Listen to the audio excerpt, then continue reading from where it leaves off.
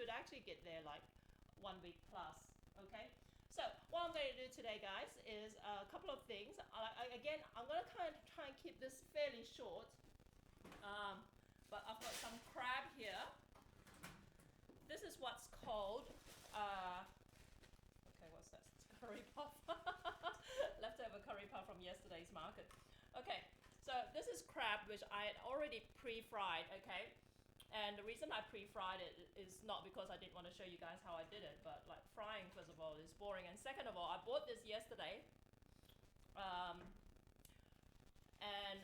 Crab, because I bought it at the, when I was working at the market, right? I bought it from the fish shop and then I took it to the market. And crab has a tendency, because of all the sharp like bits on the shell and all that, to pierce through like multiple layers of plastic bags. So it was just kind of like oozing all this like raw juice all over. So when I came home at the end of the day at the market yesterday, you know, I didn't have enough space in my fridge to put it in a large box and then throw it in the fridge, but in the bags, like, it was still oozing all over. So I just thought I'll just fry it up, throw it in one of these, and then I could leave it out overnight, right?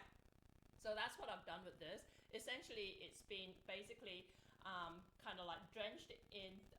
I actually used potato starch yesterday. I drenched it in some potato starch and then drenched it in some beaten egg, right?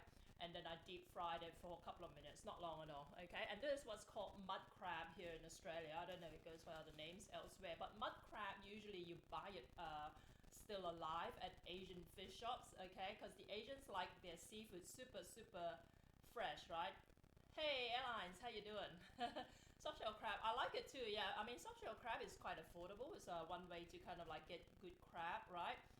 I used to fish for some crab here and sell them to local Is that right? Really? Oh wow! I'm gonna have to.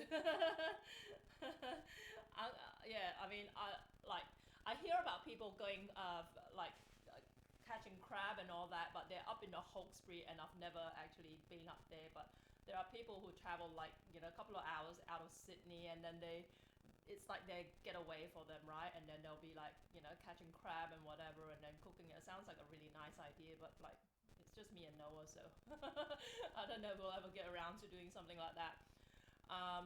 But yeah, usually the Chinese buy mud crab alive, right? And then they cook it up, and usually the favorite way that we Malaysians and Singaporeans like to cook it, one of the favorite ways of doing it is like with chili, as a chili crab. So that's kind of with a runny egg sauce with it, okay? So we're gonna do that. The other thing is I didn't buy this alive, okay? Because I'm so cheap. If you want to buy it alive, live crab is very expensive over here. But because, like I said, I'm really cheap, I go to that Asian fish shop every Thursday morning when I'm shopping for my market stall. I drop into the Asian fish shop, and what they do is, and they would have only just opened for the day. What they do is overnight, if any of their live crab in the crab tank die, they chop it up. Okay, so so this costs about a third the price of what a live crab would cost. So I buy it from them, right? And they'll assure me, look, it only just died, and you know, there's nothing wrong with it, whatever sort of things. So I'm happy, and I get to eat crab, you know, sort of thing. The has Kenji stopped coming to the streams? Probably playing Overwatch, and yeah, Kenji is unusual. But anyway, so we're going to do that, and the other thing I want to do quickly as well, because that's going to take like very short time. I want to show you guys what I bought yesterday, all right? And again, like I said, I'm not getting paid to tout any of these. Speaking of which, I will show you something else afterwards. But this is what we call ha gao. These are dim sims, okay? You can see from the picture here, okay? It says premium prawn ha gao. It's spelled a little bit unusual, H-A-C-A-O. Ha gao are those dim sums that you get at Yum Cha, okay? That are steamed, okay? This is what it looks like, okay? Can you see it? I have made it myself before. I'm not an expert at making this. So what impressed me about this was the fact that it said premium, okay? Usually when you buy ha gao, like frozen ha gao, which we use, I bet in the Netherlands you probably might struggle to find this. at your local Asian grocery store. My favorite dumpling. I had them last night. Oh, right. Where did you buy it from? So basically, usually when you buy this, I think you can actually buy it at Costco in Australia. I'm not sure now, but usually when you buy it frozen, okay, they come in packs that are quite cheap, but they compromise on the filling in them. That's why you still want to pay like 3 times the amount when you go and eat it at a Chinese restaurant.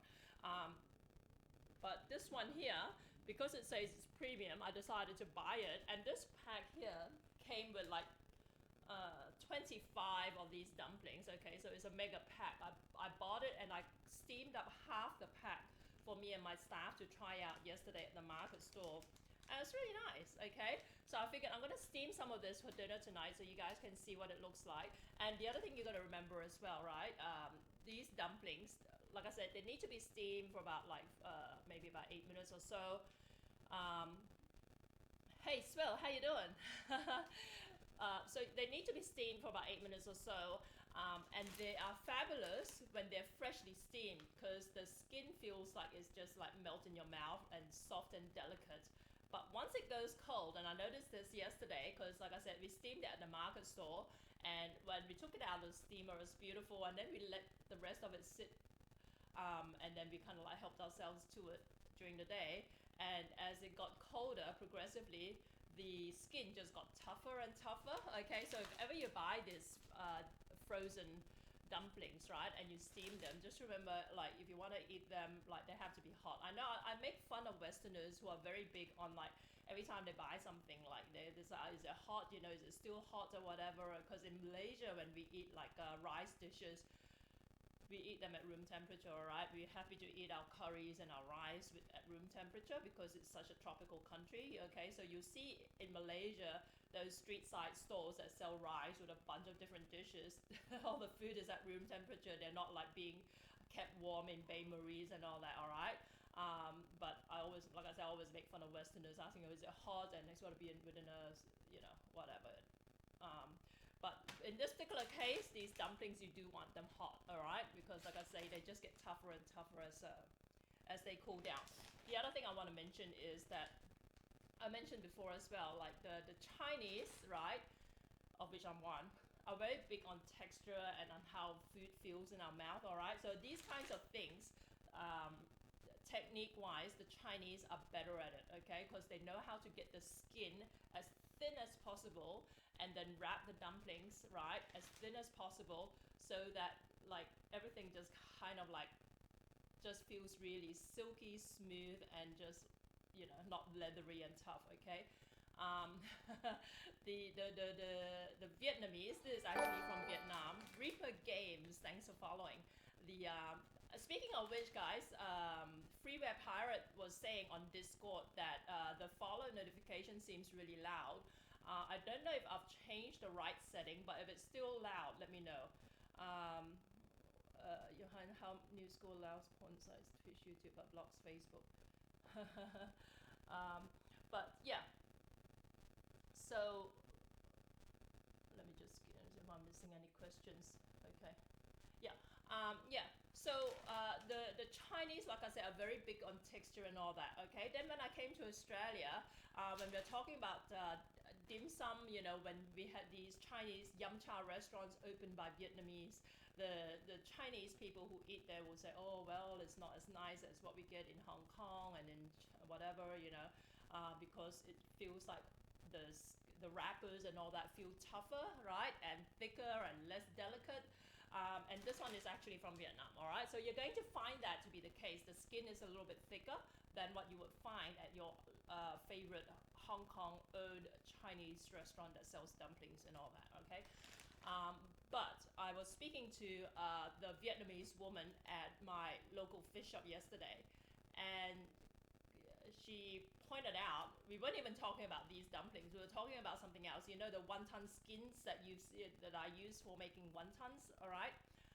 She actually saw me buy some wonton skin. She saw it in my shopping, right? And she said, oh, you use that particular brand? I said, yeah, why? And she said, oh, I don't like it. It's too soft, you know. She said, we Vietnamese, because she's Vietnamese, we Vietnamese like the skin and all that, you know, to be thick and tough, you know, it applies to noodles, it applies to all these kinds of things. So there is a method to their madness, okay? So it's not as though they don't know how to make it soft and silky and delicate, but apparently the Vietnamese palate tends to like all these kinds of things tougher, okay? And she actually, I've never been to Vietnam. She said, you go to Vietnam, eat the noodles there, you'll find all the noodles to be more crunchy and tougher than what you get in among the Chinese, okay? So there you go. That's my little rat, right? Dipped in black vinegar, bit of chili oil. That's very northern Chinese, actually dipping it in black vinegar.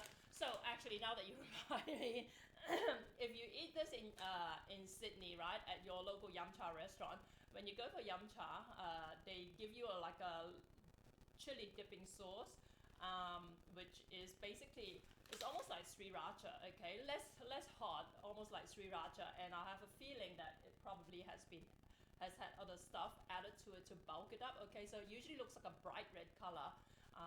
Like I said, not particularly spicy hot, just tastes a little bit sour. So I'm going to attempt to make that tonight, okay? Because yesterday when we were at the market store, we were eating this with sambal, the Malaysian sambal belacan, because that's what I use to serve my food with.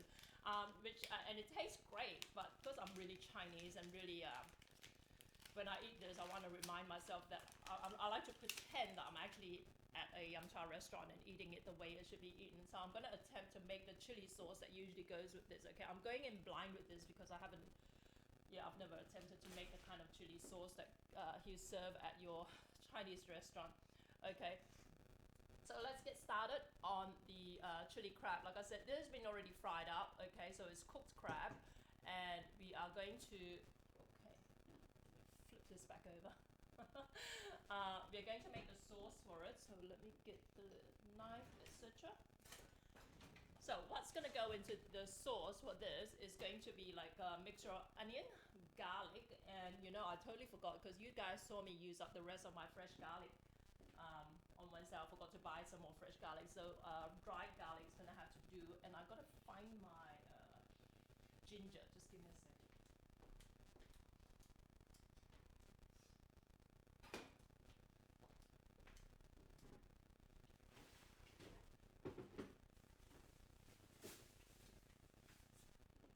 Okay. So that's onion. We're gonna throw in some chili. These are banana chilies, okay? And the reason I buy the banana chilies because they're cheap. They are this cost me $2.99 a kilo today, whereas the regular chilies that we get, we usually use for Chinese cooking, which are about 1/8 the size of this, right? They cost equivalent to about $35 a kilo. So I'm going to use this, and I'm going to add the extra heat by using some chili powder, okay? What do I need? I'm missing something. Okay. Oh, yeah. So for the garlic, I'm going to use, that is a big chili. I know, right? Look, for all intents and purposes, it's like capsicum, you know, just shaped like a chili. But I figure it gives the right aesthetic, the right kind of like flavor, just lacks heat. But this is the dried garlic I'm going to be using. So we're going to get that going. Oh yeah, I need some eggs for this too.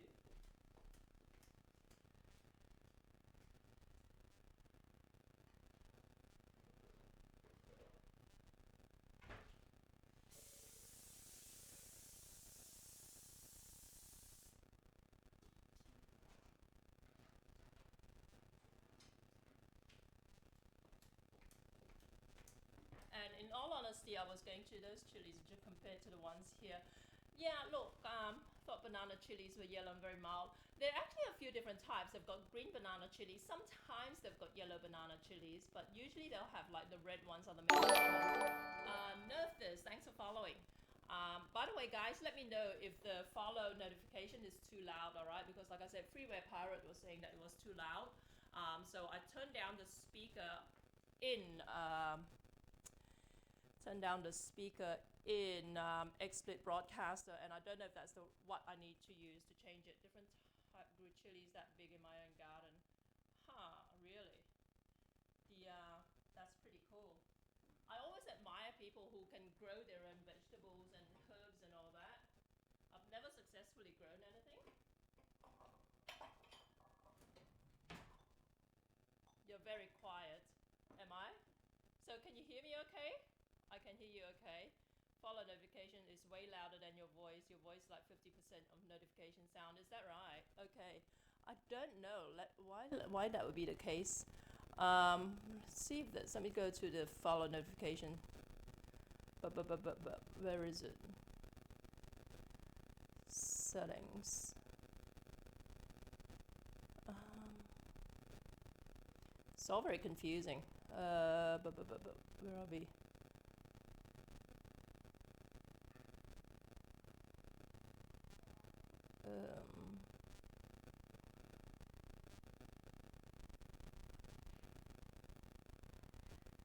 Where is the widget? I can't even find it. Streamlabs, that's it. Nope, that's not it. It's the other Streamlabs. Okay.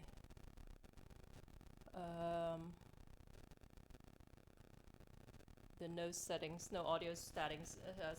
Static sounds more like ambient room. Hey Sammy, how you doing? There's a bit of static. Static sounds more like ambient room noise. That's better, Jackie. That's because I'm leaning right in front of the microphone. This is a directional microphone. Let me just see if I move the microphone onto the stand over here, so that it's directly in front of me. I wonder if that's better. How's my audio now? But if my follow notification is too loud, I'm just wondering if I should just remove it altogether. Settings, microphone settings. You need a clip-on wireless mic. Yeah, look, like 5 years ago when I first started live streaming, Rode Microphone actually came to my studio to assess my requirements and all that. And what I'm using now was not what they gave me at the time. They gave me actually this overhead microphone, which I've still got. But then at some point, 5 years later, when I first started streaming on Twitch, people were complaining about how they were only getting mono audio sort of thing. So I figured maybe like it's past its use by date. But in the meantime, I've got another Rode directional microphone, which technically is meant for podcasting. I figure I'll just plug that in and hopefully fix the problem with that. But apparently, yeah, look, follow notification, I'm going to remove it if it's too loud. Okay, that's gone. But yeah, at the time, Rode microphones did actually consider a clip-on like lavalier mic, but they thought that it might complicate things because of the like, you know, dropouts and whatever and all that sort of stuff. So they figured it's easier for me just to have like an overhead mic and just kind of like forget about everything. But the overhead mic is meant to kind of like just cover the audio within a certain perimeter directly above me, which would have been perfect, like I said, but you guys were complaining about the mono audio. So I wasn't sure if the problem, it wasn't a USB problem because I did switch it out, but it does go into a switcher.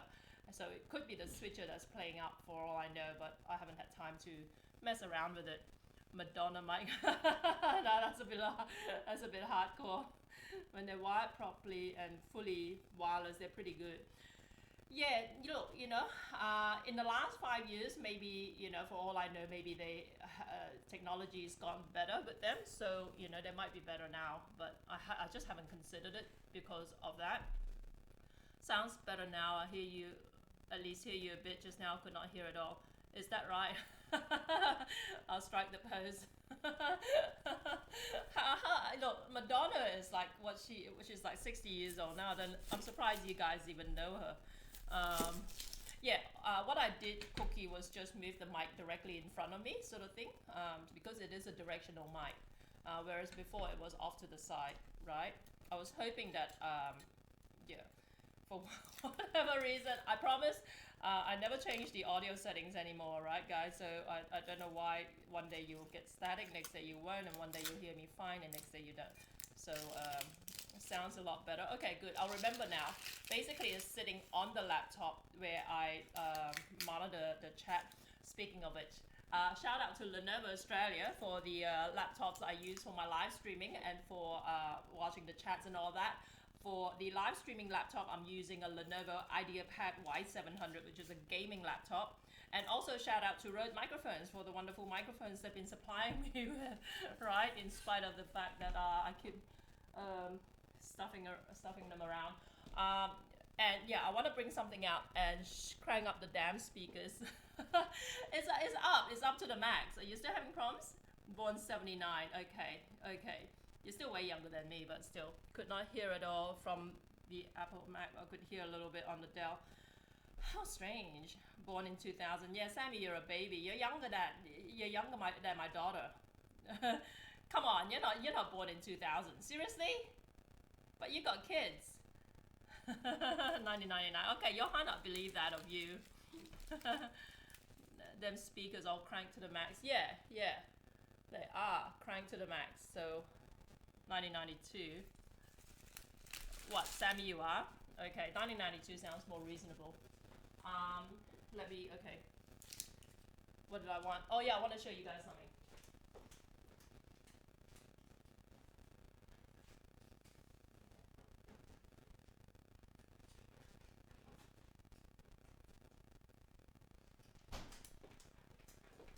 Right, here you go. Before I go on any further, I know I've been rambling on a little bit more than I usually do, but this. Sammy took part in the Crusades. Okay, so can you see this here? Can anyone tell me what they are? All right, Cookie, you're not allowed to. You're not allowed to take part in this quiz. All right. Okay, can you see that? All right, that's one. That's two, right? And soap. The deuce volt was that.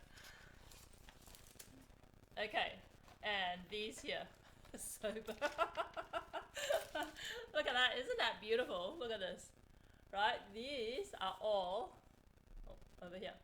These are all handmade mooncakes, right?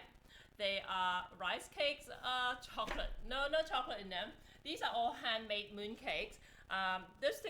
These ones here are quite unusual. They're made with glutinous rice flour as the pastry, okay? And they're soft.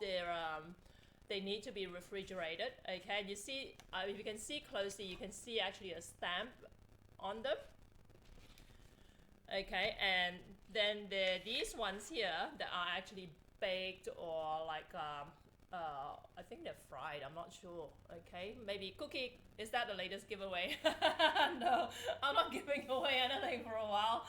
My next giveaway is at 1850, and that's going to be a Lenovo mini speaker, okay guys? So keep an eye out for that. Get everyone to follow me so we can hit the target. But after paying $172.65 today for this month's giveaways, I'm feeling very, very broke. So I want you guys to work for it. But this is basically a set of like really glamorous mooncakes made by this guy in Sydney. Okay, you can see it.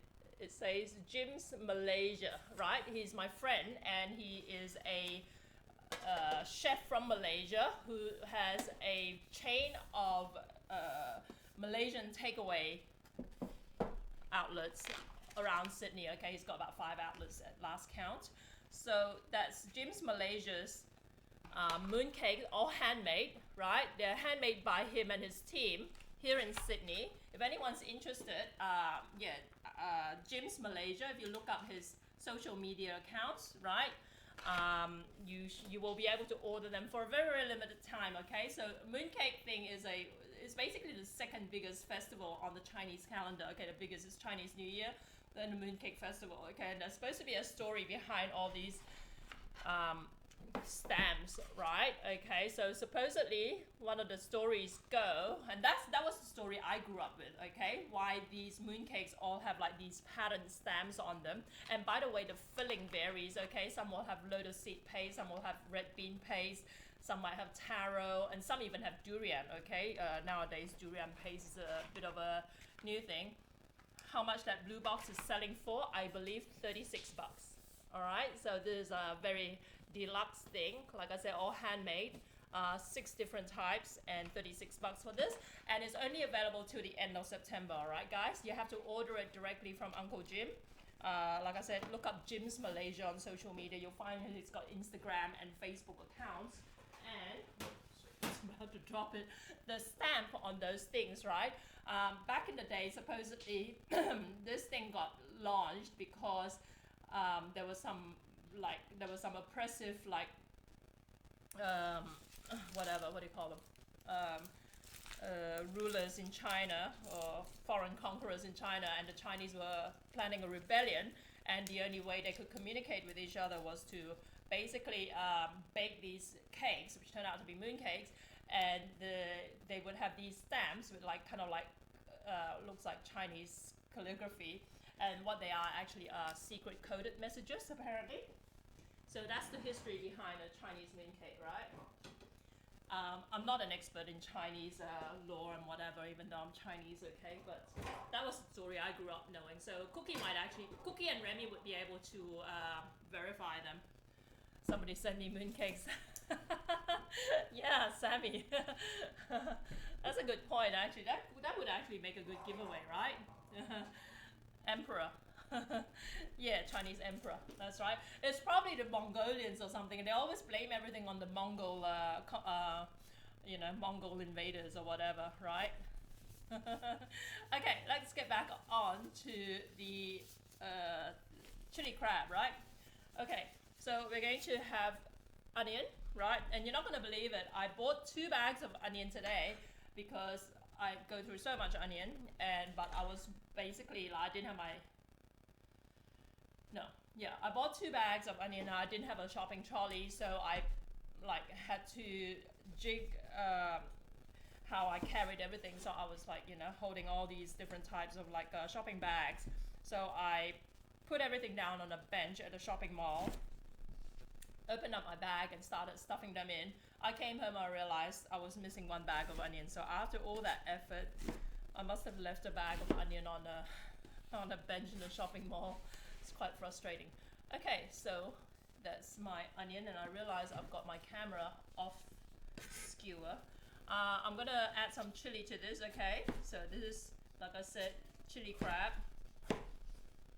Okay, now chili crab, it's one of those dishes I always tell you guys, same dish cooked by different ethnicities, have different nuances, okay? The Malays will have belacan in their chili crab.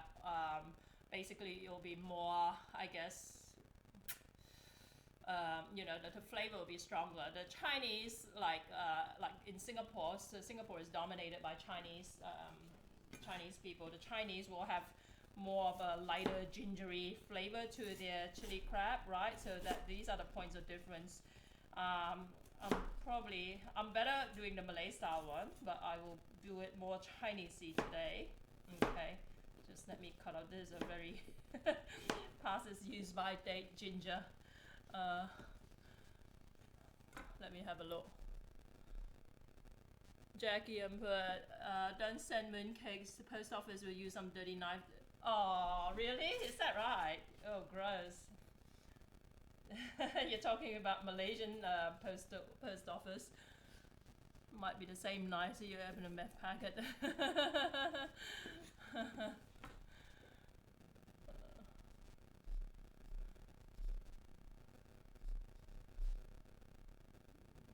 The Oz post office.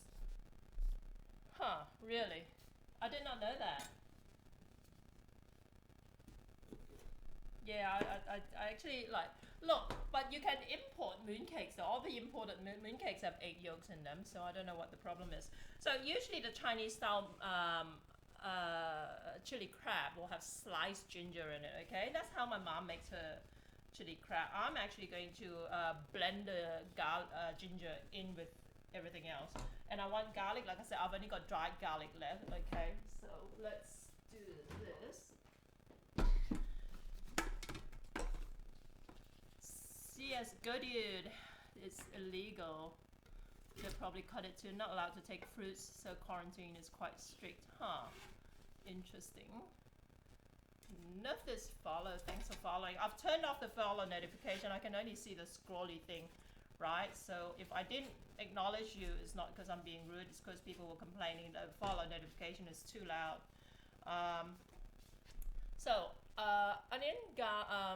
Onion, ginger, and chili so far, and we're gonna throw in the garlic, blend in the garlic because it's already minced. We don't have to blend it here. Let's do this. Found something from Googling.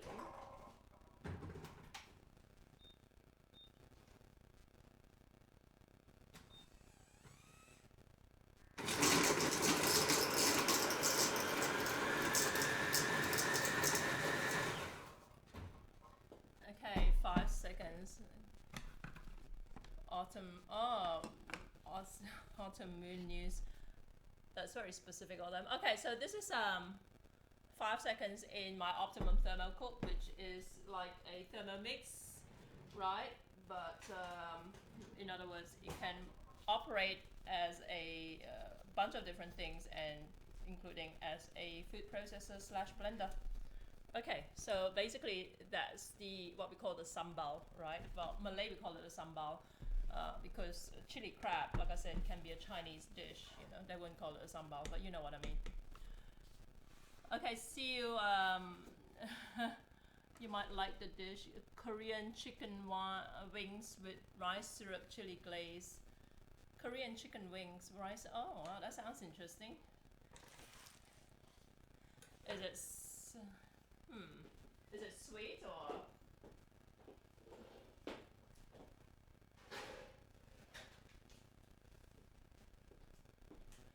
Okay, let's. Okay, this is not going to work. I'm gonna have to move my camera a little bit closer towards the end. Hang on a sec. Can I see it?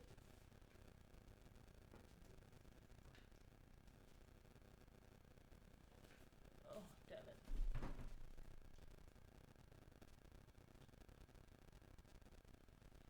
Is that better?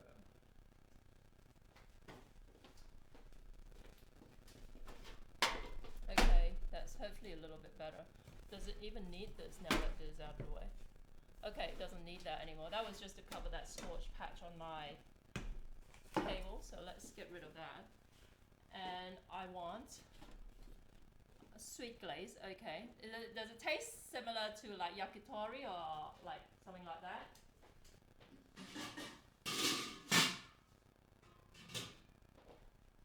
Or is it similar to teriyaki chicken or something? Let's heat this up. So this is a stainless steel wok. I always tell people this isn't something that I would actually buy. This actually belongs to my sister. I dug it up from her garage.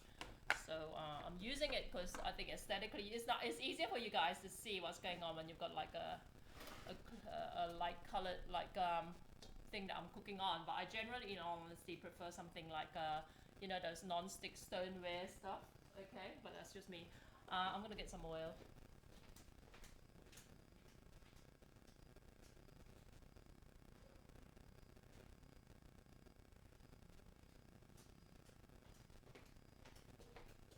Okay, so as far as the seasoning that goes into this, I don't know why I've lost my visual on this screen here. Deep fried crispy corn flour, then glazed with corn syrup and chili reduced in a wok with shallow fried raw peanuts. Huh, that's interesting. Shipping of fruit between states depending on the source of the fruit. This is so complicated. So what did it say? What does it say about mooncakes, guys? Did anyone read up on that link that Remy posted?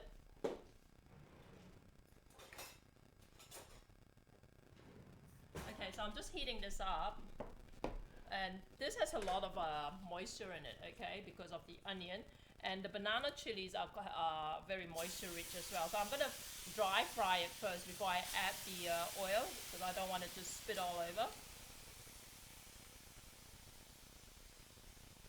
Okay. Now, as far as the seasoning that goes into this, when my stepmom makes this, because she's Chinese, right? She actually puts some oyster sauce in it. Ultimately, I don't use oyster sauce in mine, all right? when I used to sell like a chili, like sambal, prawns or whatever at my restaurant, I used to put belacan, the shrimp paste in it. Okay, but we're gonna leave it out because I'm trying to more or less replicate the version that my mom's familiar with. Okay, in other words, more Chinese-y, kind of like chili crab, which hopefully means that it will be more of this color as opposed to my one, which tends to be like a darker red, rich color. Okay, deep red color. Okay, so I just want to fry this so that some of the moisture dries up. And then we're gonna add the oil and fry it further.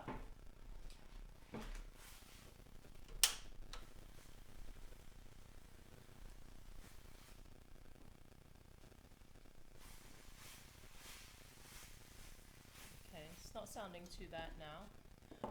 Garlic. Okay, you want a lot of garlic in this, by the way.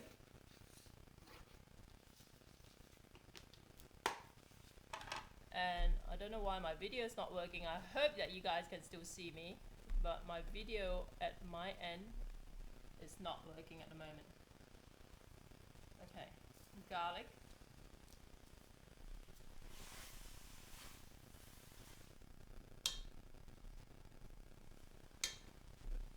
Okay.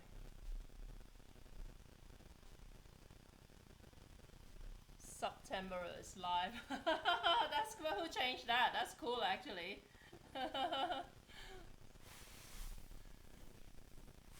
Was it Crunchy who changed that? I'm surprised you guys knew about the sub thing. I totally forgot about it because I got an email from Twitch saying, "Oh, don't forget to remind your followers that it's half price sub for September," and I totally forgot.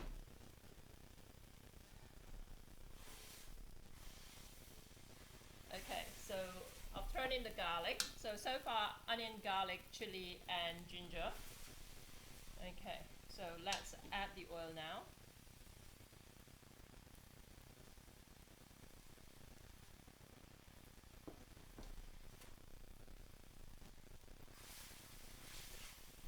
That Korean chicken dish sounds interesting. I'm trying to figure out what corn syrup is because I don't use corn syrup in my cooking. For the import of mooncakes, as long as commercially prepared, does not contain, excluding eggs, is allowed. Okay, right. It's smelling great. Yeah, well, you've got a very good nose, Sammy. Okay, fry this up. Okay, so in other words, I guess they must make an exception for the eggs then for a mooncake festival. But you know what? I don't know what's in some of these, but I think they might actually. Some might have a. I've seen like mooncakes that actually say they have like meat floss in them. So I don't know about that. Rice syrup. Rice syrup. Okay. I'm trying to know what rice syrup is as well. It's not rice wine or anything like that, is it? That's the thing, like I always tell people, like, you know, we Asians, even though we have the same skin color, you know, we don't, we can be quite ignorant of each other's cuisines. So I know virtually nothing about Korean food. I know less about Korean food than the average, like, white person probably who actually follows K-pop and eats a lot of Korean food. I know very little about it. Yeah, when I was growing up, right before the whole K-pop phenomenon and before Korea really came to the fore, I read some article. This is in the Reader's Digest. This is like we're talking about 25, 30 years ago, where they talked about Asia and they actually specifically mentioned Korean food as basically Asia's equivalent of English food. All right, so if back in those days. Korean food wasn't very highly thought of anywhere, but suddenly became trendy and it's all the rage now. I know very little about it. Rice malt syrup, use it a lot in your cooking. Okay, yeah. Okay, that sounds good. K-pop. I was mentioning about like, and the funniest thing is that when I went back to Malaysia, the last few trips in the last few years, like I said, when I was growing up in Malaysia, never seen a Korean person. I might have seen a Japanese person once in my life, twice in my life, living in Malaysia. then when I went back to Malaysia, like the last few trips, there were Korean expatriates living in Malaysia. But also the strangest thing was that Malaysian kids actually could speak Korean, and you know what? It's because of K-pop. All right, this and Korean dramas, Korean soaps. They watch so much Korean cable TV in Malaysia that they learn to speak the language. And if you go on Facebook, you see these Malaysian kids who actually put down their what languages they speak, and they put down Korean. Okay, so it's almost like a badge of honor that they actually know how to speak the language. Very, very unusual to someone like me. Like I said, I never saw a Korean person until I came to Australia. Okay, oil, more oil. And the other funny thing is, I was mentioning in the last broadcast about that incident in Korea of this Indonesian girl who tried to get into a nightclub and got beaten up by the bouncer. Apparently, look, like I said, I don't want to speculate what actually went on there, because apparently she was mouthy and like somehow she got beaten up, and then basically it picture of her really bloodied and ending up in hospital kind of got viral online, right? And then all these Asians were commenting, right? Asians from Indonesia, Malaysia, and all that, and they were basically saying, look, that's the thing, you guys are also crazy about K-pop and Korean drama, but the reality is the Koreans discriminate against us as in like other Asians, so so like I said, I don't know what the story was behind it, but apparently it's generally accepted that there are issues with racial harmony, as there are in other parts of the world. Obviously, Korean dramas are so popular in Malaysia these days. Yeah, I know, right? Don't they know not to hit women? Hey, how you doing, Airport? I know, right? Yeah, well, that's the thing. People, some people were saying, oh, I bet she was mouthy and whatever, I bet she was whatever. And then other people were saying there's no excuse to beat up a woman. So, yeah, I don't know what went on, but I just thought it was interesting that like people were saying, oh, cautionary tale, goes to show your infatuation with K-pop and Korean dramas doesn't, the Koreans in real life don't bear any resemblance to those kind of stuff you see on television. So yeah.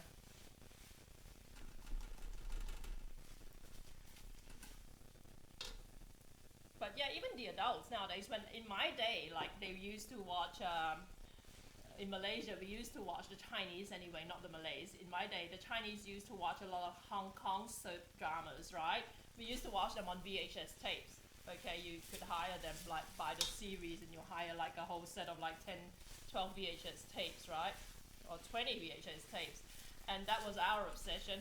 And as a result of that, right, a lot of like Malaysian Chinese, Malaysian Chinese, a lot of them can speak Cantonese, but with a Malaysian accent. But when the Hong Kong soaps started coming to the fore back in the, I guess, the early 80s or so, late 70s.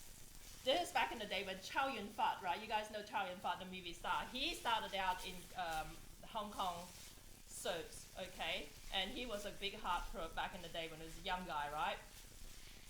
But because of these Hong Kong Cantonese soaps, not everybody, a lot of people started speaking Cantonese like the honkies, okay? So that was quite interesting. And now, like 30 years later, it's the Korean that's taken over. Hitting on women or hitting women. Hitting women is primitive. Yeah, I know. Funny thing, when I first saw them on Malaysian TV, was that some of my relatives are English educated. I can't read the Malay subtitles quickly enough to understand what was going on. Some of us who could read Malay had to give ongoing narratives. Is that right? Yeah. Gong Li, Chow Yun-fat. Hey, how you doing? Curse of the Golden Flower. This is before that, Ryan. Curse of the Golden Flower is like years later. But we're talking about, what show was it? I forget now. But there was this real tearjerker with Chow Yun-fat in it, and I bet he was in his 20s at the time. But I can't remember I can't remember the title of it. But it was so incredibly sad. But people were just bawling their eyes out.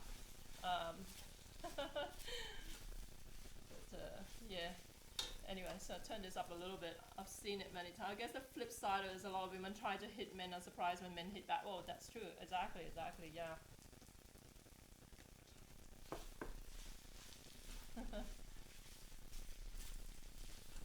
Curse of the Golden Flower. I'm trying to remember if I saw that.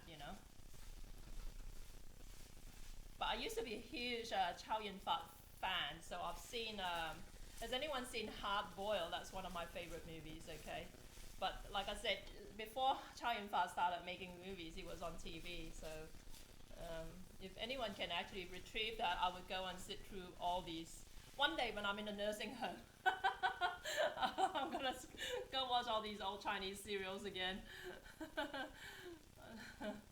I've seen it many times. I want to go to Singapore. It looks pretty. Singapore is fantastic. It is. Like, Singapore is very safe and clean. It's like the Canada of Southeast Asia. Brian, I don't know, Brian, you've been to Singapore? I'm sure you would have, right? Brian, by the way, guys, Brian Mayrome is a travel blogger, right? And he's a bit of a foodie. So he can answer quite a lot of questions about lots of places, really. Okay. See, you see what I mean about how I'm not a huge fan of using stainless steel, because it does tend to stick like this. Okay, this wouldn't be happening if I were using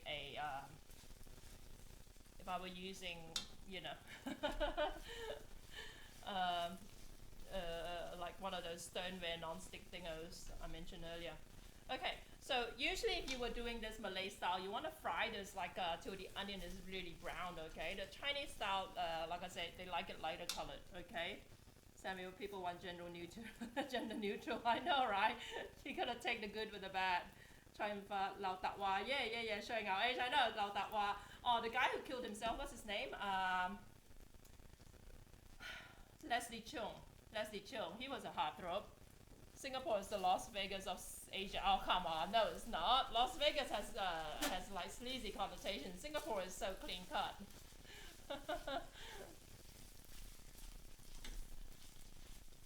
Macau is, I don't even know, yeah, Macau deserves to be, it's not a good connotation to me to associate anything with Las Vegas. My favorite Southeast Asian city. I tend to favor more organized cities. Yeah, I do too, in all honesty. And also it's easy to find good food there, right, Brian, right? In Malaysia, it's almost like you need your own personal guide to know where to eat and how to communicate things properly. In Singapore, like you can drop someone from outer space onto Singapore and they'll feel totally at home because everyone's so nice and friendly. Everyone speaks English. Everyone's so honest. You don't worry about getting ripped off by cab drivers, okay? In most parts of Asia, you do, and that's one of the stressors when traveling in Asia. That you worry about getting ripped off, right? Okay, so this is fried up. I want to add the seasoning now.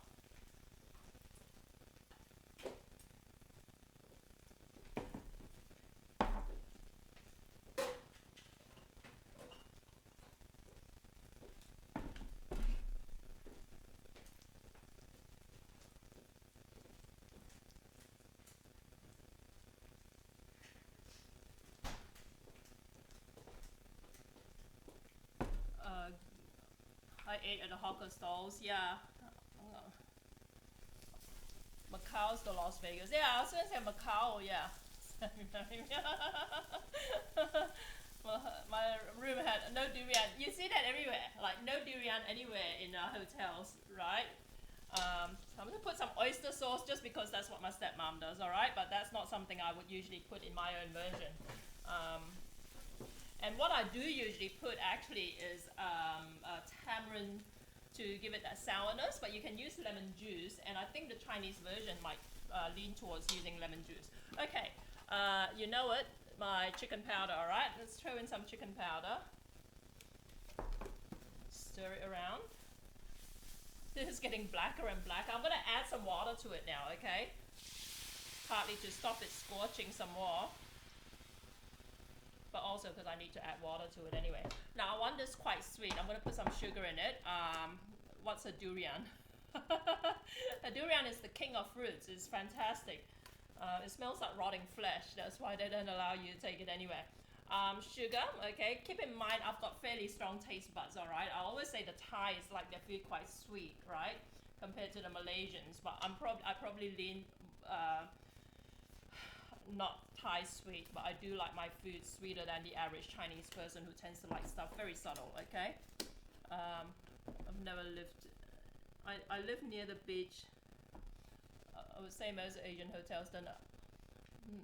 Not only in the rooms. Yeah, you can't even take it up to the common areas. You can't even take it up to the pool to eat your durian. I think there was one time I did. Okay, see the burnt bits are actually falling into the sauce, which is disappointing. Okay, because the water is kind of like loosened them a little bit. Soya sauce. Okay, I'll put a bit of soya sauce in there. Yeah, they won't let you take it anywhere. In goes the soya sauce, not much, just a gentle amount. Let's mix this around. And I'm gonna put some lemon juice in this. And also I'm using lemon juice because, like I said, I want this quite light colored, right, visually. And if I use tamarind is brown sort of thing, because I'm just trying, like I said, to recreate it the way my mom does it, without ever actually having watched her do it start to finish. Let's taste this a little bit. Okay. It needs more saltiness, so let's put a little bit more chicken powder. Yeah, I think there was one time I tried to sneak the durian up to the pool, the rooftop pool actually, because we were so desperate to eat durian. But you know, Singapore was KL or something like that, yeah. But we bought the durian at like a place that didn't have like seating for you to eat the durian. And that's the thing as well in Malaysia, there are places where you actually can buy a durian from the store and they have seating for you and they cut it open for you and you just sit down and eat it there. But when you're traveling alone, it's hard to eat an entire durian by yourself, you know. It's more like a communal thing.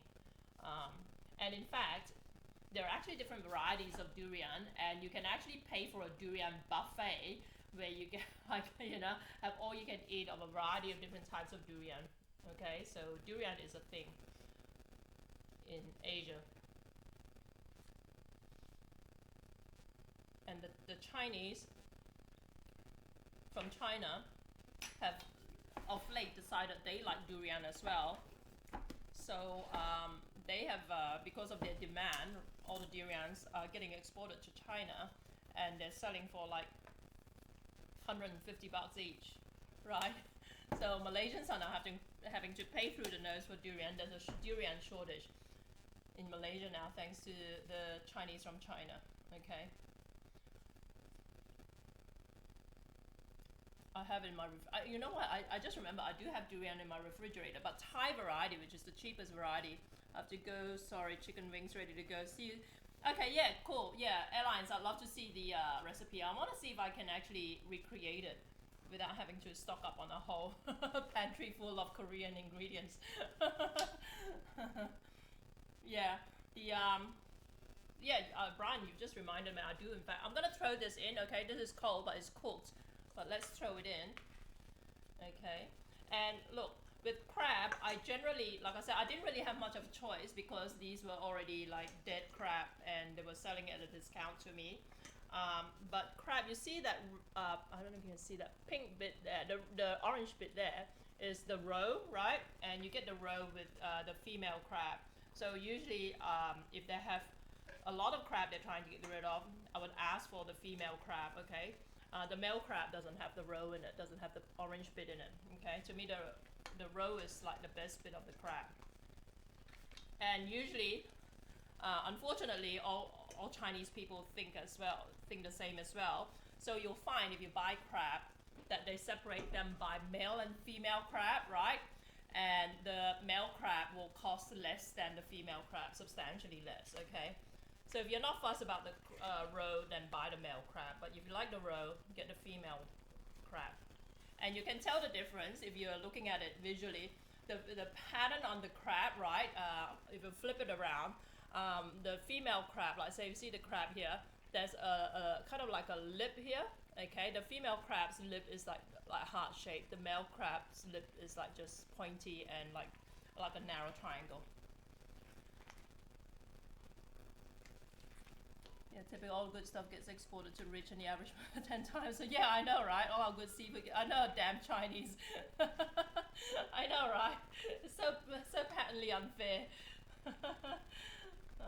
I know. I can blame the Chinese because heritage-wise I'm Chinese, okay? Even though I've never been to the country. But I'm sure they're big enough to take it.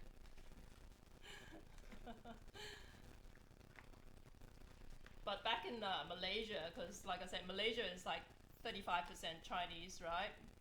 But a lot of us are like in my case, my dad was born in Malaysia as well, to Chinese immigrants, but my mom came directly from China, all right? So the memory of China was still quite fresh by the time I came along, right? So the older generation venerated China. It's like, you know, China number one. Everything, like, every time there's something on China, there's a Chinese acrobats in town, oh, my dad will be like, oh, you know, Chinese are the best and all that sort of stuff.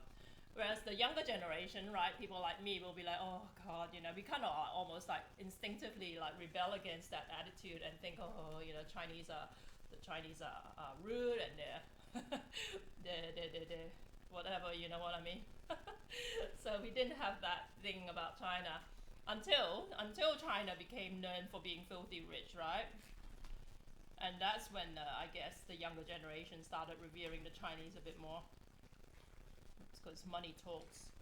But yeah, back in my day, we kind of thought, oh, our Chinese relatives are country bumpkins, they're rude, they're uncouth, they can't be trusted, all that sort of stuff. Because every time my parents went to China to visit them, it felt as though they were like, you know, they would hit them up for money, you know, for whatever reason. Okay, tomato sauce goes in here. Okay, so this seems really unusual, but it adds the piquant flavor to your chili crab. I kind of spaced off on the tomato sauce, but yeah, Chinese version of chili crab has tomato sauce in it, okay?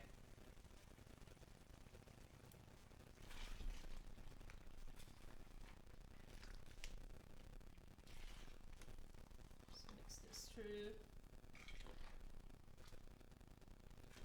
And the sauce is actually quite thick already, but usually they would thicken it up like with, I don't, but usually with a lot of eateries, they thicken up the sauce with some like, you know, that slurry, the mixture of tapioca flour and water, right?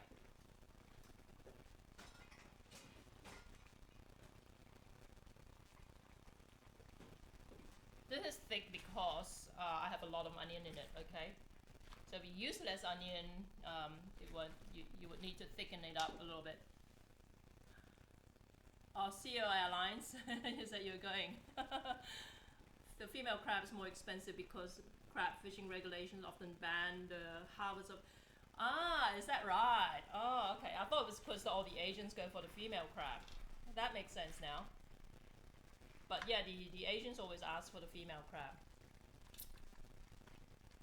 Okay, the flavor is spot on now, right?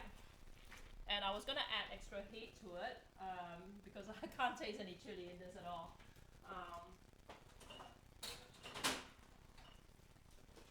Okay, so here's my essentially chili powder, right? It's labeled as chili crush from Thailand, or crushed chili, but I think it literally was labeled as chili crush.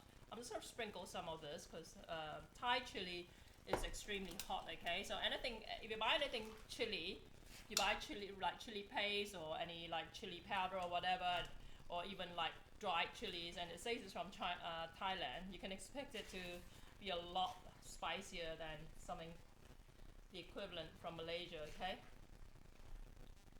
So I'm gonna actually add a little bit more water to this because this is a little bit thicker than I would like.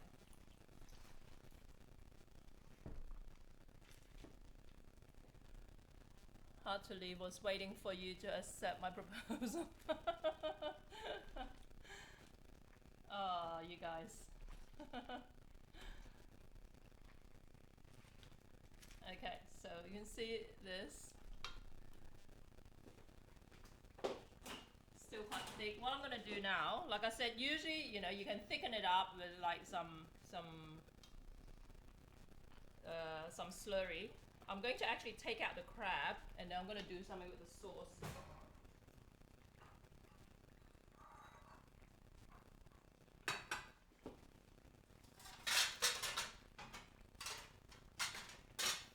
Okay, I've got an excuse to use this here. This is an enamel.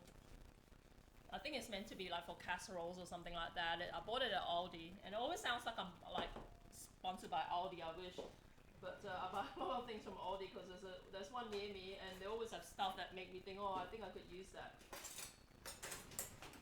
Okay, so this is, like I said, a Crofton enamel tray that cost it was quite cheap. It came in a set with like two other smaller ones, and cost like $11.99 or something like that. Okay, so out come the crab, right? So like I even cook up the shell because the shell has some roast stuff onto it, which I love. Okay, so that's the crab here, and that's the sauce. What I'm gonna do now is turn off the heat, okay? And now I'm gonna crack the eggs in here.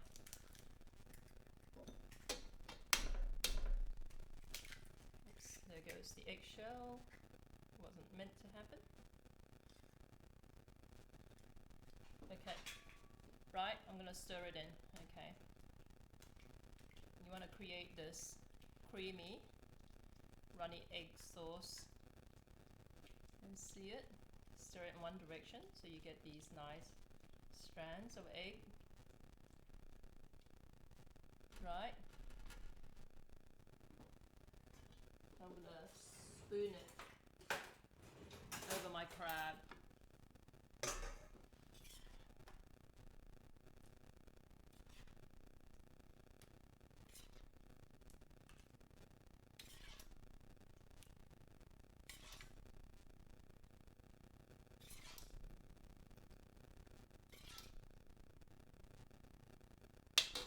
Okay, so you can see that. That's my chili crab, right? Easy enough. And someone was saying they hated coriander. This is the sort of thing that traditionally would have like fresh coriander leaf and sliced green onion or spring onion leaf sprinkled over the top to finish it off presentation wise, right? So voila, that's the chili crab.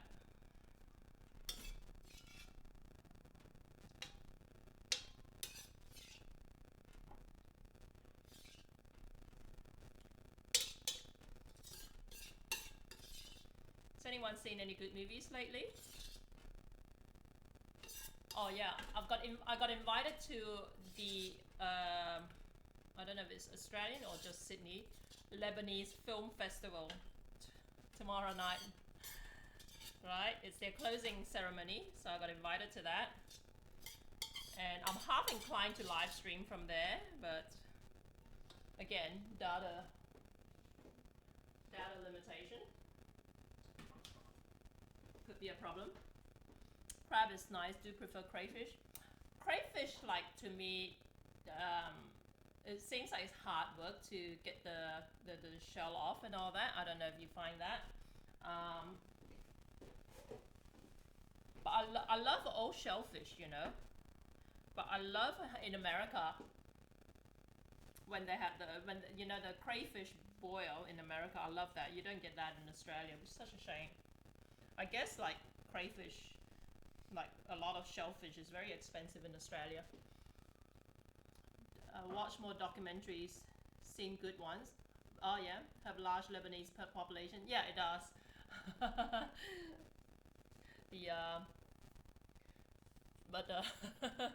Okay, there you go. That's the crab, right?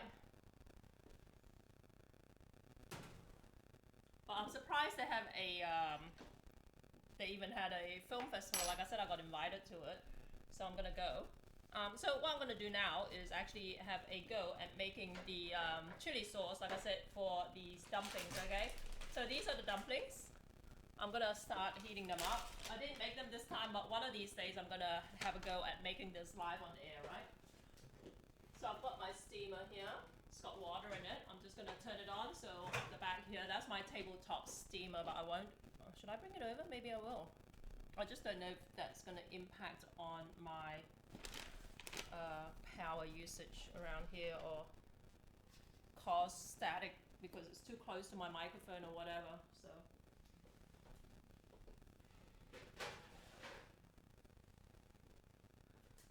nah, I'll leave it here, it's easier. But this is the steamer basket, right? But I'm going to actually stick the dumplings in a tray before it goes in. Okay, so I'm going to stick it in this tray. So the steam will have to work a little bit harder. Otherwise, you want to actually grease this so they don't stick to the base of the steamer basket and just get really hard to wash up, right? Watching Walking with the Enemy this week. What's that about? I prefer pan-fried dumplings. The other half prefers steamed. Is always both ties. I'll be obnoxious. You have many kitchen appliances may cost a lot. Which appliance could you not live without? I didn't buy most of them. I get sent free appliances because I use them live. The only thing I did buy is this Thermomix, right? The Thermomix I did buy, like I said, that costs over $2,000 here in Australia, so it's not cheap. But look, don't put me on the spot. But the Thermomix is pretty powerful, right? But like I said, it you know, you pay for it. Okay, so this is the non-stick pan here. It's about Hungary in the final year of World War II. Ah, okay, Walking with the Enemy. I'm gonna have to look it up. Have you been to Eastern Europe, by the way, Brian? Okay, so this is gonna, yeah, it's just heating up now. And I'm gonna brush a little bit of oil on this anyway. Do you ever steam using Napa cabbage as a liner? No, origami. Napa cabbage is what we call Chinese cabbage, right? The white cabbage, is that the one you mean? But no, I haven't. That's a good question though. I'm trying to think. I'm trying to think of a dish where I would in fact think of doing that. Napa cabbage. I wonder where that name comes from, because yeah, we call them Chinese cabbage over here. I do anyway. I'm just brushing a bit of oil on this. All right. Okay. Like I said, it would steam better and faster if I did it directly on here, but it's just because this is stainless steel, and again, like you know, I'm leery about sticking on stainless steel because I hate washing, like scrubbing and whatever. And if I brush oil on this, it will just get messy. So I'm just gonna put this in here, right? And like I said, I did not make this, but I thought these were a nice big size. Look at how big they are, all right? But they're not cheap, okay? So this is a pack of 25 cost me $21 frozen, which is about as expensive as you can get for frozen stuff, especially when you think like if you buy frozen spring rolls, and that's all, you know, spring rolls, egg rolls, and whatever, you know, they can cost like nothing. They can cost like 50, you know, I don't know, 30 cents each or something like that. But these are meant to be premium dumplings, and they do actually taste premium, okay? So I was fairly impressed with them. So I'm going to do this. I've been to Budapest, Bratislava, maybe going to Bucharest. Okay.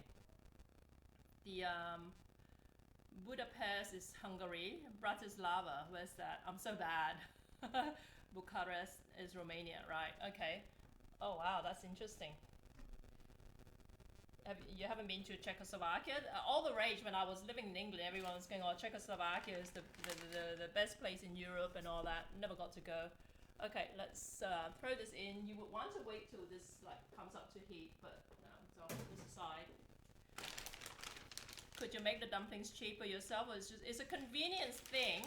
You know, in all honesty, I don't think I can make it cheaper myself. I bought it, like I said, because I wanted to test, you know, okay, fair enough. I'm doing an event, this flower show. I was invited to do it, right, by this woman who knows me, and she wanted me there, but she said I should keep it simple by selling like dumplings. All right, I was thinking like, it's easy for people who don't know how I run my business to say, oh, just do this, it's easier, because they don't understand the equipment you need to be able to do this. Okay, because I usually do stir-fried noodles, char kway teow, okay, and for that I use big woks to stir-fry, and that's easy because I don't have to like prepare anything ahead of time. I buy the noodles on the morning that I'm trading. I pick up the noodles and I pick up the vegetables, the eggs, and all that, so it's ready to go. So she said, oh, you should just do dumplings, all right? So at the time I was thinking, look, it sounds easier. She said, oh, you just do dumplings, you don't have to cook anything, you'll just be steaming them up. So that played in the back of my mind because I was thinking I don't have enough steamers and whatever, and sort of thing. But then I came across these dumplings. I was thinking, oh, look. And also, look, I don't like buying things in to sell. I like to make them myself. I was thinking, like, I want to make my own dumplings, but that will take me forever to make this kind of quantity to sell because it runs over 2 days. But when I came across this, I thought, let's check it out. If it's good enough, I may consider, like, selling this at the market. So there you go. Jackie's Business Secrets, Bratislava, Slovakia. Okay. Hostel movies are based. I haven't seen them. Convenience. Yeah. Look, these are a real bummer to actually make yourself, especially if you're trying to sell them. Okay, so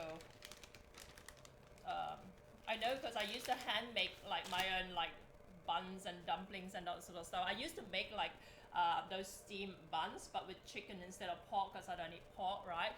But yeah. You couldn't obviously you actually need storage in your fridge and freezer if you're going to sell this on a commercial level. Back when I had my restaurant wasn't a problem, but now that I don't, I have to sell things that I can actually either make on the spot there or buy in, okay? So that's why I was evaluating these dumplings here, okay? That's what they look like. But if my cost for these is already like nearly $1 each, right? Raw. I don't know if people are prepared to pay like $2.50 each for these, okay? So, because even though they're large, they're not that large, right? What brand is that? To cook many dumplings, would you be using those little bamboo baskets? No, I won't. See, that's the other thing. I've only got 4 stoves. I would use, I've got a larger like stainless steel multi-tier steamer, so I would bring that along. But then that's still only 1 steamer. When I got rid of my restaurant, I got rid of like 90%, 95% of my equipment. So everything I do is very, very like compact and limited. And I only have a passenger vehicle like a Tarago, similar. So I can't actually pack bulky stuff in there. And in fact, even when I do trade at the market on Thursdays, I actually only I actually have to do 2 trips. Okay, I show up at the market with all my equipment, which are like the gas bottles, the tables, the tent, all the packaging, like the containers and all that sort of stuff. That's 1 trip. I go there, unload everything, and then I go to the shops to pick up my orders of the raw chicken, the noodles, the vegetables, and all the other stuff that go with it. So, and then by the end of the day, hopefully, we will have sold enough that I will have enough room to basically pack everything back in my vehicle. So it's a very, very tough gig in terms of like making sure everything works well, right? So when someone says, oh, it'd be easier if you just do this, easier to do that, like sometimes, a lot of the time it's like, no, it's not, all right? But yeah, like I said, when I came across these, I thought, oh, let's check them out, and if they are nice, if I can get away with using them, I would.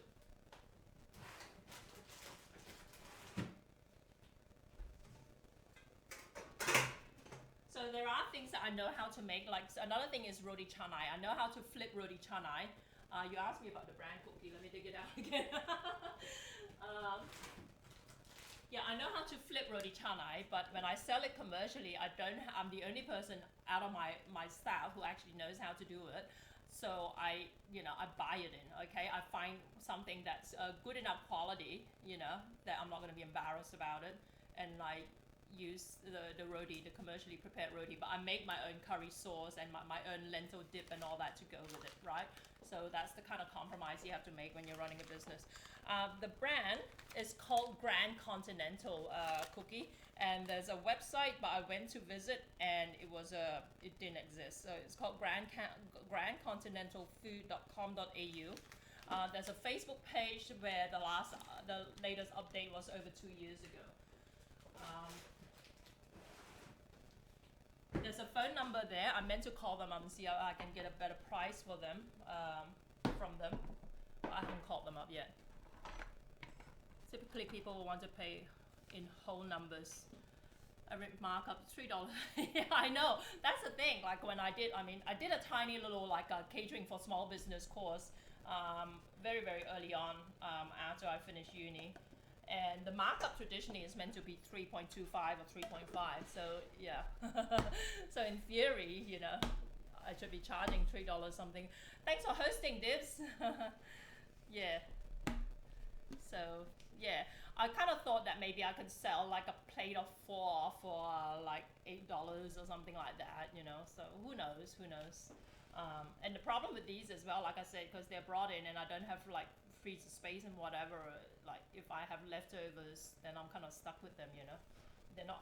I got rid of like my last like upright freezer when I moved to these premises.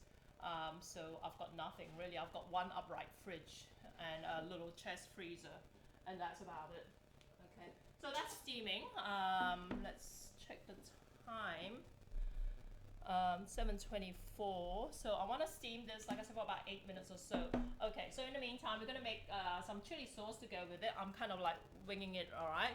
So these are again banana chilies, but they're really wrinkled and dry because this I bought this last week and left it out. Okay, but let's use it up. And like I said, I'm trying to replicate the pseudo sriracha sauce that you get at Yum Cha, okay? Which is less hot than sriracha, but you get the idea. It's very, very smooth. And it's a little bit sour, right? Pay your full for $8 sounds like you're not covering your cooking time cost. No, I know, yeah. 3 for $8 sounds like a lot though, don't you reckon? Like I would look at it and think, I thought that maybe if I called up the company and found out what are the types of dumplings they have, I could sell like a mixed plate of it, right? With something that looks more bulky, like a bun or something like that, right? You know, and charge and kind of like make it look more substantial. But yeah, it's not easy trying to run a business. And of course, if I order like 100 packs of it and then it rains out over those 2 days, I'm kind of stuffed, you know. Not just with you know, with the outlay, but also with what I'm going to do with all that stock.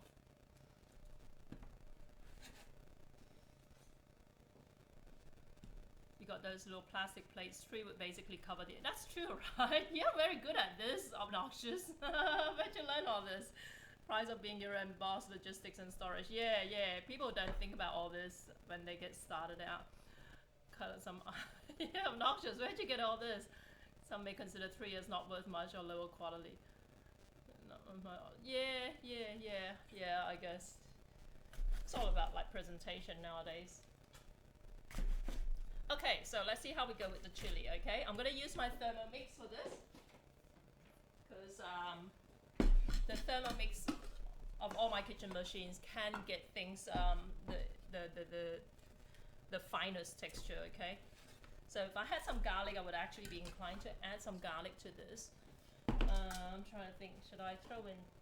Look, let's throw in some of the dried garlic granules. Okay. $3 each or 2 for $5 if there is a value bundle. Yeah. But don't you think $3 sounds like a lot? I don't know. It does, you know. I don't know. This event, look, the worst part of it is that it clashes with the Cabramatta Moon Festival, where I'm actually going to be on stage to do 3 cooking demonstrations. Throughout that Sunday, okay? So this event is on Saturday and Sunday, so I'm not even going to be there. I'm going to have to kind of like bank on my staff to get things going all right. Hey Remy, I bought duck. I like duck when it's fresh, but I can't eat a lot of it because it feels really, really rich, right? And then it ends up in the fridge, and then like I don't like cold, like reheated duck. So onion and garlic in here so far. I'm gonna add some water to this. Okay, I probably added too much water. Okay, let's blend this and see how it looks. Then we're gonna add some seasoning to it. The place that got the 1 Michelin star for his barbecue pork buns, plate of 3 for $7.80. See, that's cheaper already. 3 for $7.80. I can't compete. Okay. Okay, this is gonna be loud because I'm gonna visit at high speed, alright?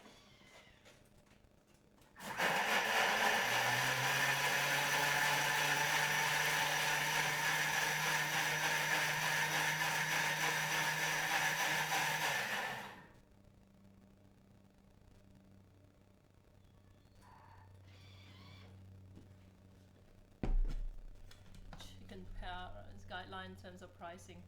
Okay, and where you live, yeah.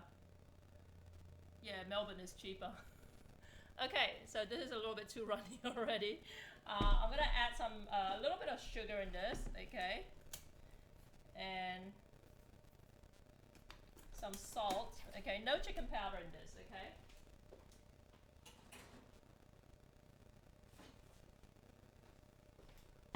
And a little bit of vinegar. Tim Ho Wan. Yeah, Tim Ho Wan, apparently, was it Tim Ho Wan that closed down? In,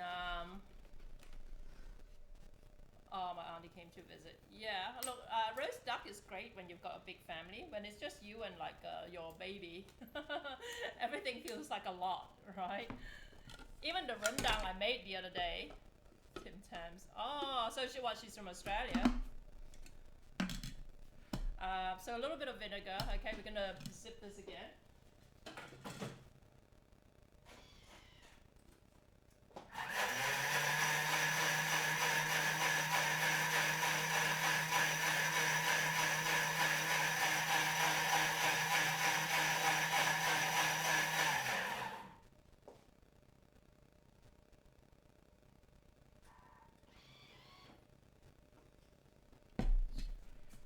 They closed their store in KL. Yeah, that's right. And apparently they closed it in one of the suburbs in Australia.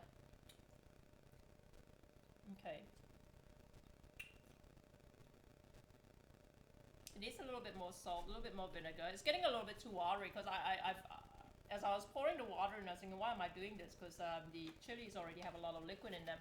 And I want to heat this up. Add more chili, I mean.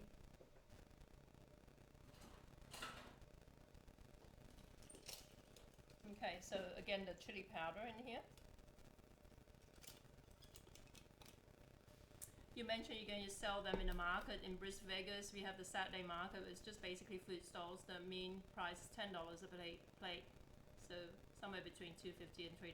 Yeah, yeah. Remy, three for $7.80 is actually considered cheap, you know, caused by buying bulk.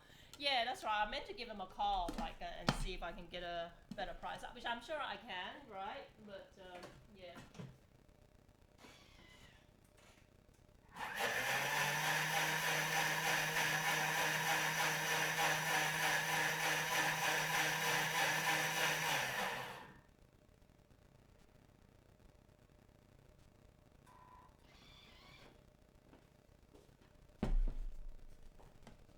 Small size tasted too sweet for my taste. Is that right?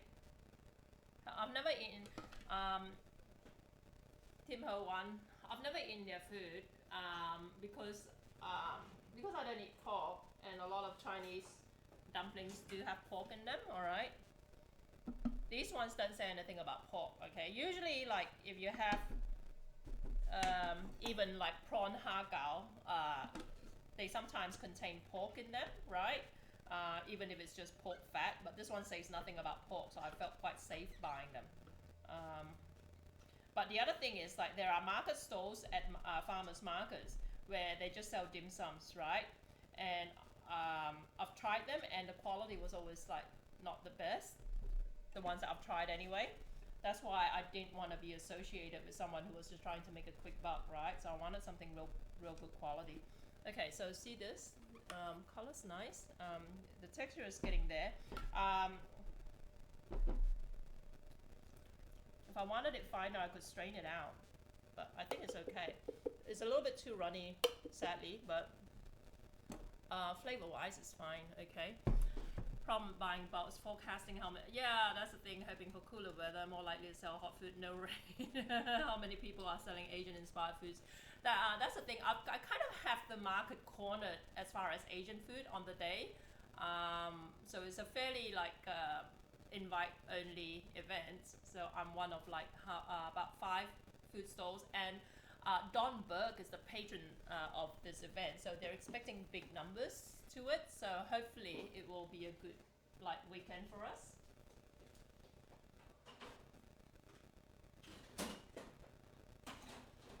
And if you're in Sydney, you should try and check it out. If you don't check that out, that's over in Concord at the Rivendell Estate. It's this really grand like estate where Superman Returns was filmed at, one of the scenes where Kevin Spacey, Lex Luthor. It was meant like they've basically it was the location for Lex Luthor's mansion in Superman Returns. If you ever watched the movie or rewatch it, that's where the event's going to be held at, right? So it's the inaugural flower show, and it runs over 2 days, Saturday and Sunday, on the 23rd and 24th of September, so in a couple of weeks' time. But also on 24th of September, there's the Cabramatta Moon Festival over in Cabramatta, about 45 minutes drive away, so I'll have to actually run over there, do 3 cooking demonstrations spread out across like about 5 hours, and then run back and whatever, wrap up for the day. So it's going to be an interesting weekend. I probably won't do the Saturday campfire on that weekend. So hopefully that will help balance out my data usage over these last few days. Hang on.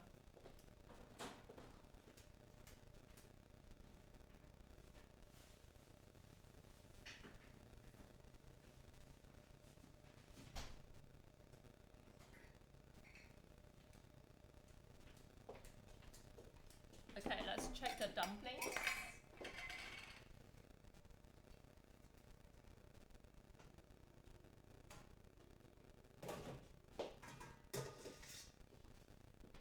There you go. Okay, see, they look pretty good, right?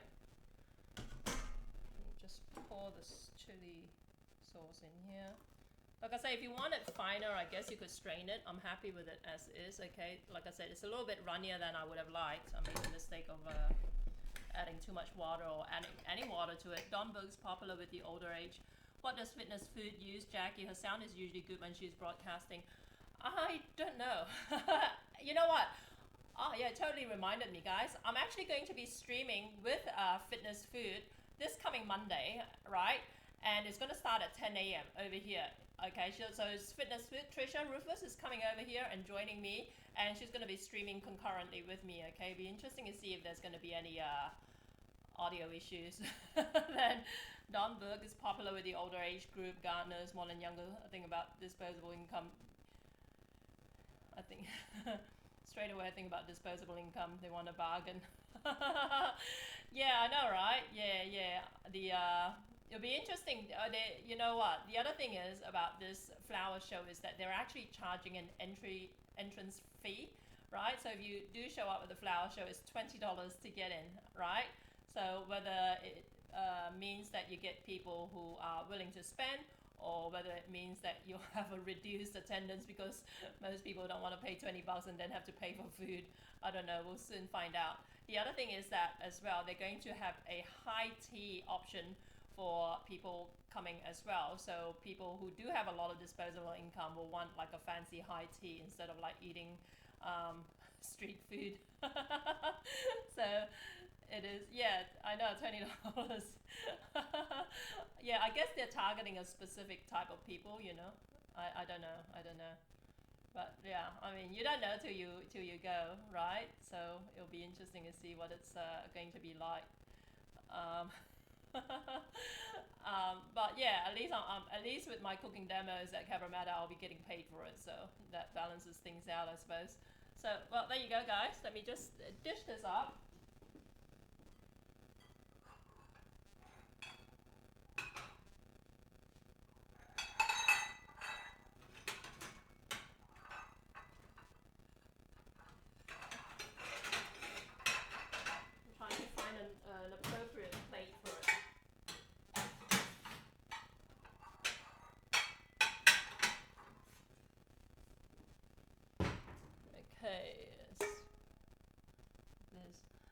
yellow enamel plate I bought at a Salvos. It seems like a good idea, but I struggle. I've struggled since I bought it to find something that actually like the color works well with it, because a lot of food tends to be different shades of yellow anyway, so it's hard to find something that's not gonna get eaten up by it. Don Burke's gotta have a minimum $100 to go there. Yeah, exactly. It could be 40 for a couple. I think it's like $50 for a family or something like that, maybe. Don Burke still has a massive following, so he is a draw card. Yeah, that's what they're counting on. I didn't realize he's no longer on TV actually, because yeah, look, I haven't owned a TV for 5+ years, well, longer than that. So,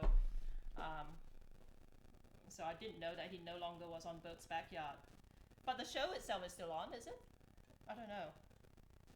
Burke's Backyard. But yeah, if you're a new immigrant or whatever, you may not know Burke's Backyard. It hasn't been on TV.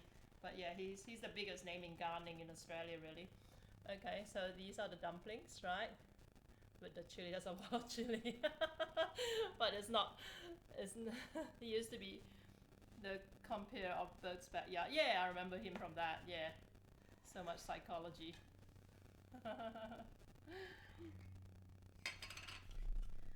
Yeah. Oh, yeah. The funniest thing was that the Cabramatta Moon Festival, um, they wrote about it in the local paper, which is the Fairfield Champion, right? There's some big names expected at the Cabramatta Mooncake Festival, and they basically had the apparently runners up to My Kitchen Rules from last year. I don't know. I don't watch any of these cooking shows or whatever, so I have no idea who they are. But they also mentioned that Jackie M will be there, and you know how they describe me? They say, Malaysian-born, Sydney Uni educated chef Jackie M will be there. It's like, what's Sydney University got to do with it? As though, like, you know, Sydney University is what gave me credibility as a cook. That was so funny. But anyway, as a total dry run, grab a small plastic plate, cost it to put on 3 dumplings, put a little plastic cup of sauce in the middle, see if it all fits and looks okay, and you have an idea total cost what you can end up with. Yeah, I think so too. Yeah, that's the other thing as well. I'll have to buy proper plates for it too, you know, because at the moment, like, I use these plastic bowls for my noodles, right? So all these costs have to be kind of like you know, tabulated and added to the whole thing, right? How long can you keep the chili sauce? You can keep it in the fridge for about 4 weeks safely, give or take, right? Fresh chili does tend to go, because I didn't cook this or anything like that, it does tend to go bad very quickly. The vinegar will help retain, like, keep it, you know, a little bit longer. But I would actually freeze it, so it freezes really well, and just defrost it when you need the rest of it, okay? So this in the jar like this, I used to make, we make a variation of this for our regular Chinese eating, right? But yeah, we'll keep it in the fridge for like a couple of weeks, but most of it will actually freeze because, yeah, unless you add vinegar, like vinegar acts as a sort of a preservative. Back in the early days when we used to make our regular chili sauce in Malaysia, we did put vinegar in it and it lasted longer. When we came to Australia, we removed the vinegar, so it kind of reduced its shelf life. So it does need to be refrigerated, but yeah. The paper plate charge more for being environmental. Yeah, I know, right? People buy into that stuff. Yeah, I know. The only thing is, like, some of these paper, like, environmentally friendly cardboard packaging, right? They're porous, so like when you put these dumplings on, they're gonna like actually stick onto the packaging. So it seems like a cute idea, but you know, execution is really poor in that sort of sense. So I don't always like go wholesale into the whole environmental aspect of things, you know. But no, yeah, you're right. It will actually kind of elevate its perceived value. Are you cooking dumplings to actually cover your costs? Are you promoting yourself in the hope of future custom? I'm actually, in which case you're prepared to lose some money. I'm not losing any money on this. Hell no. I do it purely out of profit. Look, I'm actually at the tail end of my actual physical food production life, right? So I don't need to be doing this. It's just this woman kind of like muscled me into it. Okay, so she's the head of marketing, for the organization who's involved in this, and she knows me quite well from my restaurant days. But 90% of the events that I get invited to take part in, I say no. But like I said, it's more like, I like a little bit of a challenge. I like to maintain my street cred, because a lot of people who do live cooking demonstrations, who are on television and all that, have never cooked food that people are prepared to pay money for, right? Not to say that their cooking is bad, but I am one of those people who've spent over 25 years actually selling food that people will pay money for, and I like to maintain that edge, as far as my public persona is concerned. I can actually tell people, because there was a time when I used to do a lot of live cooking demonstrations with MasterChef contestants, winners, and whatever, right? And I know what goes on behind the scenes. Okay, they lack the confidence they exude on camera because, like I said, they don't have the level of of experience of actually having people pay money for your food, dragged out over decades like I have, right? So yeah. Hey Colin, how you doing? Good to see you. PLA plastic is derived from starch. People try to vlog is biodegradable and ecological. I'm gonna write it down. PLA plastic. PLA plastic. Okay. Be interesting to see if it's readily available and the cost and all that sort of stuff.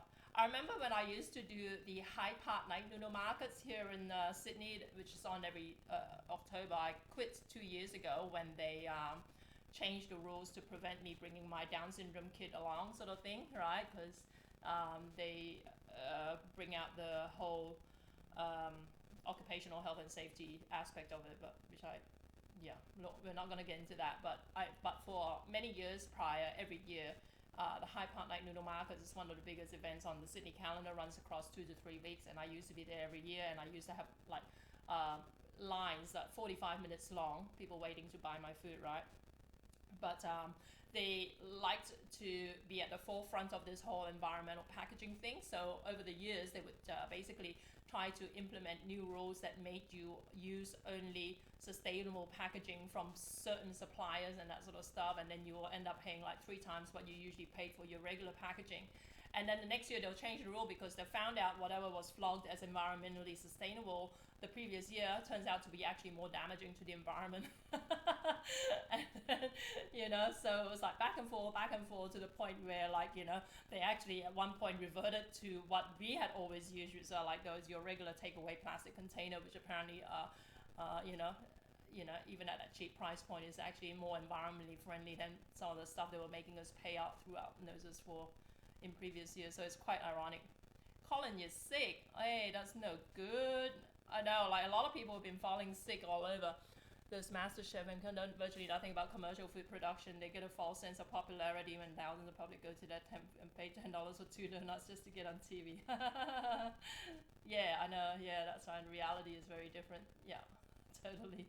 So I when I go on stage and do cooking demonstrations, I speak with a level of hubris that surprises some people. Okay, but that's because, like I said, I've had the I know people pay money for the food that I'm actually talking about as I cook on stage. So yeah, but invariably, obviously, the draw card is the those people who are on MKR and MasterChef, right? So usually when I tag team with MasterChef contestants, the MasterChef contestants say Polling Yao will cook on stage, and then she'll fill the room, and then when it's my turn to go on, half the people walk out, right?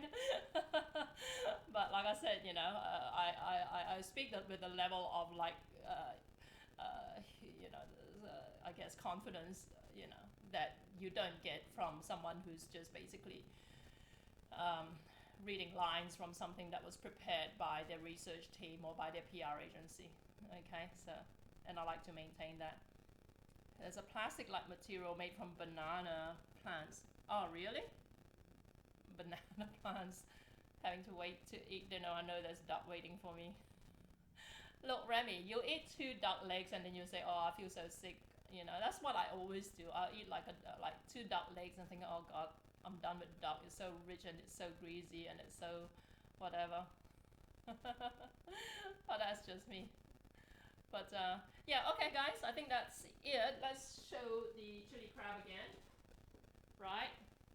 So there you go. Look, in all honesty, this chili crab dish took me a little bit longer than it usually would do, alright? Because I was talking away and I was taking my time and then I spaced off on the tomato sauce. But usually, look, this should not take you more than 30 minutes. If you go on my YouTube channel, I've done videos on how to cook chili crab in like 30 minutes sort of stuff, right, from start to finish, okay? So it does not take long. So don't let that put you off. I can eat lots of duck. And these are the dumplings which I didn't make, but the chili sauce I did. Okay, let's eat one of these before they go cold. So they're very, very soft once they come out of the steamer. But like once they go cold, they'll start to toughen up. Mm. Mm. This is good. Mm-hmm. Okay. So it's more prawny than your average like cheapo supermarket frozen hagao. But it still doesn't have like whole prawns in it, okay? That will be expensive. Have you come up with a goat recipe yet? Am I supposed to? I've got a good goat recipe that I used to sell at my restaurant. It's what we call soup kambing in Malaysia. It's I would say goat soup, but it's more of a stew sort of thing, and it's fantastic. And the funny thing was it a goat stew? I'm trying to think what it was. Yeah, the goat stew, right? It is fantastic, right? The flavors are really, really intense and all that. And I actually got invited to cook for Google Australia staff about 3-4 years ago, right? And I was at the Google HQ here in Australia, and because like Google staff, they've got like 400 people, and they all get free food, right, every lunchtime. So I got invited there as a celebrity chef to cook lunch for them. And in the process, right, I couldn't do everything by myself. In the process, I gave them some of my recipes to prepare ahead of time, right? And because I actually showed up the day before to prepare some of the dishes, but their ordering department and what I had in mind, like completely kind of like, yeah, misinterpreted a lot of what I had in mind essentially. But one of them was my goat stew, soup kambing. I gave them the recipe, and then when I came in the next day to taste what they prepared, it tasted absolutely nothing like soup kambing. It tasted more like a tomato soup. It was horrendous. I was so embarrassed about it. And then the other thing, roast duck and nice, going fancy. Yeah, Peking duck I could eat. Yeah. You did promise during campfire, did I? I'll do it. Okay, look, I'll do it. Soup kambing, it is fantastic. Trust me. I totally forgot about it. But yeah, and the other thing I made, I planned to make was what's called ayam goreng, which literally means fried chicken. All right, and what I do with fried chicken is I use chicken wings that I simmer with the marinade for the fried chicken, right? I simmer it and then dish it out from the marinade, this whole like chicken wing, drench it in like rice flour and then flash fry it, right?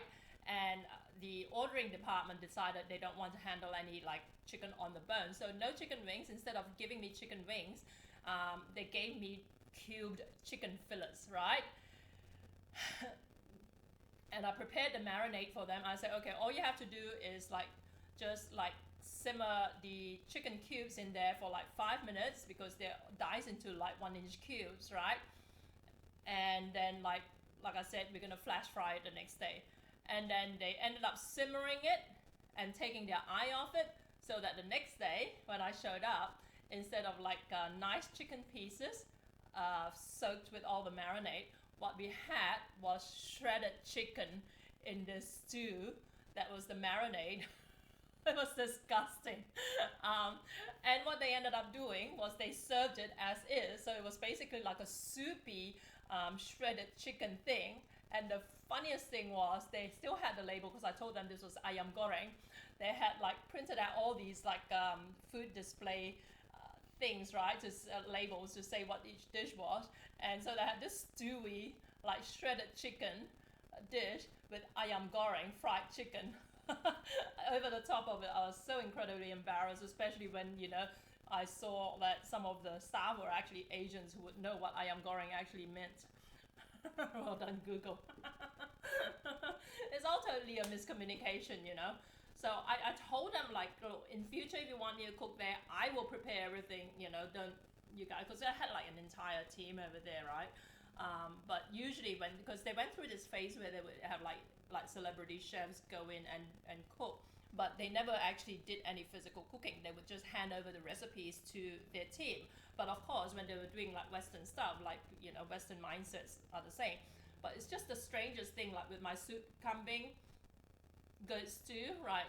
You know, what I put down on the recipe turned out completely different to what I had in mind. It was meant to be like a really almost like a how would you say it?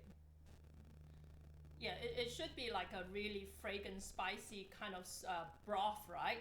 And the way they made it, it turned into like a almost like a tomato soup. You know, your typical creamy tomato soup, which is nothing like what soup kambing should look at all. So very, very strange. Stay away. That's not what you're good at. Yeah, I know. Give 10 cooks the same recipe, you may end up with 10 different. Yeah, that is so true. That is so true. But yeah, no, I was a little bit horrified about that sort of stuff. That's the danger of you handing your recipes to other people, like, and leaving them unsupervised, you know. But like I said, it was like 4 years ago, you know, actually 5 years ago now, right? So yeah, it just seemed like a good something good to put on your resume to say that you've cooked at Google's headquarters once, sort of thing. But anyway. Well, there you go, guys. Like I said, I meant to keep this quite short and sweet because I'm very conscious of my data allowance. But I will see you tomorrow night. Yeah, hopefully I'll have something interesting to report from the Lebanese Film Festival I got invited to attend. So I'll be actually watching an Arabic Lebanese movie tomorrow before I go live on Campfire. And if you've got any stories, right, guys, any good creepy stories, don't forget to post it on Discord. My Discord channel is just bit.ly/DiscordJackie. And there's a channel there, my Discord server, there's a channel there called Stories. So post your creepy stories. I'm waiting for somebody to post it for me, actually, one of their stories. So if you've got any good stories, post it there. And otherwise, send me a whisper over here, right? This recipe will be on my website, jackiem.com.au. I haven't had the chance. I know I'm a week behind with my blog post, but keep an eye out for it over there, right?